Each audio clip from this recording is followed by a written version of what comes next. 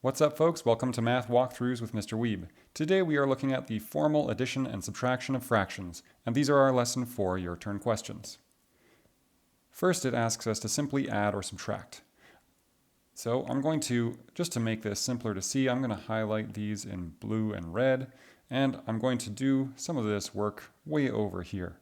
So we've got 3/7 and we have 2/5.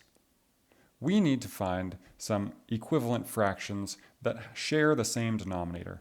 The way that we're going to do this is we're going to multiply each side by 1, but in the form of its denominator, right? 7/7 is just 1.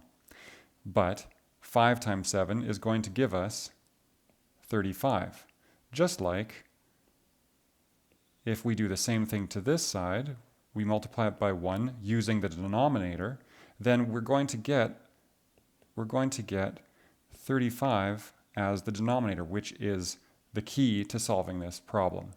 And on the top here, we've got 3 times 5, which is 15, and 2 times 7, which is 14. So this question now becomes 15/35 plus 14/35, which is 29/35.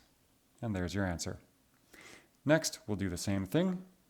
Let's highlight 9/10 and 1/4, and we'll write over here. So we've got 9/10 over here, we've got 1/4 here, and let's find some common denominators. We're going to multiply this side by 10/10, and that gets us an equivalent fraction for 1/4, which is 10/40.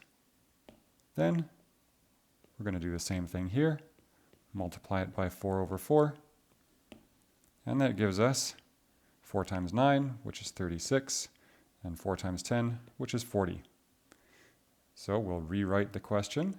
It becomes 36/40 plus 10/40, which is 46/40. We should also realize that this is an improper fraction and change it to a mixed number if we can. So I know that 40 out of 40 is 1, and then I'll have 6/40 left over. So it's 1 6/40. We could simplify that further because I can see both of them are even numbers. We could divide them by 2, it would become 3/20, but we'll just leave it there for now. Next, let's do 4/9 and 3/8. Pardon me. So 4/9 over here, and we've got 3/8 over here. We're going to multiply this side by 9/9, which is just 1. So we've got 27 in the numerator, and we've got 72 in the denominator. Then we'll multiply this side by 8/8. Again, it's just 1. We're just multiplying it by 1. We're not changing its value. So the equivalent fraction for 4/9 is going to be 32, because 8 times 4 is 32, and 8 times 9 is again 72. So our question has become 32/72 plus 27/72.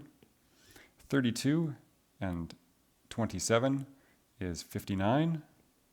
So we end up with 59/72. And there's our answer. Then we have 5/8 and 2/5. So we'll put 5/8 over here, switching up the order of the color for some reason, but that's all right. And we're going to multiply this side by 8/8, which is just 1. So the equivalent fraction for 2/5 is going to be 16/40. Then we'll multiply this side by 5/5, and that becomes 5/8 becomes 25/40. Now we can do our subtraction question. It's 25/40 minus 16/40, which is going to be let's see, what would I need to add to 16 to get to 25? Well, I could add 10, but that would go too far, so I'll add 9. So the answer is going to be 9/40. And that's that. Next, it asks us, what might the denominator of the answer be? Well, since I know that 3 times 8 is 24, that means that probably the denominator is going to be 24. Because of everything that we just did up here, that should be fairly clear about why that is. Then it says, what if both of the denominators are 8? Well, probably the denominator is going to be 8. Finally, it asks us, which expression has the same answer as 3/8 plus 2/5? And I think what I'll do is we'll just solve 3/8 plus 2/4 first, and then figure out which ones match, which one of the options might match. So I think the way that I can do this very easily without finding equivalent fractions for both is I can find an equivalent fraction for 2/4 just by multiplying it by 2/2, right? I'm not changing its value, I'm multiplying it by 1, but now it becomes 4/8. Now we've got the same denominator, so now we can do the math, right? So we end up with 3/8 plus 4/8, and we're going to get 7/8. So that's our answer. Which of these might be the same?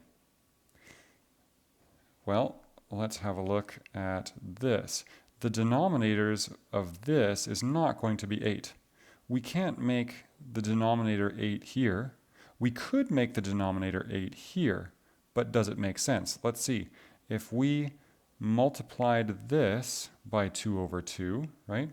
If we changed it to 2/8 minus 2/8, well, guess what? You're going to get 0, so that's not it. But look at this last one. 3/6, I notice, is the same. It's just an equivalent fraction for 2/4, right? It's just a half. 2/4 is a half, 3/6 is a half. And we're adding 3/8. And since we're adding, it doesn't matter which order we're doing this in because of the commutative property. So 3/6 plus 3/8 is going to be exactly 7/8. So D is going to be our answer.